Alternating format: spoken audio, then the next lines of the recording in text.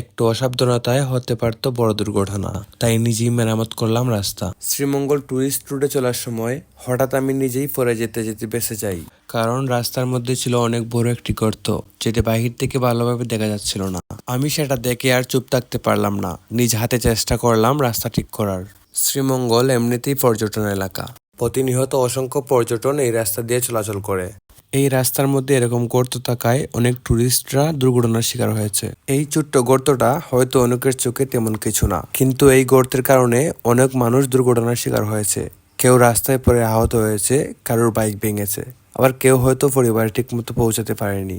প্রতিদিন মানুষ বয়ে নিয়ে এই রাস্তা পার হয়, অথচ একটু উদ্যোগ নিলেই হয়তো অনেক দুর্ঘটনা থামানো সম্ভব। তাই আজ ক্যামেরা হাতে নিয়ে শুধু ভিডিও করতে আসিনি, মানুষের কষ্টটা নিজের চোখে দেখে নিজেই গর্তটা ঠিক করার চেষ্টা করেছি। আমি জানি একা আমার দ্বারা পুরো রাস্তা বদলানো সম্ভব না, কিন্তু যদি আমার এই ছোট্ট কাজটার কারণে একজন মানুষ নিরাপদে বাড়ি ফিরতে পারে, তাহলে আমার আজকের কষ্টটা সার্থক।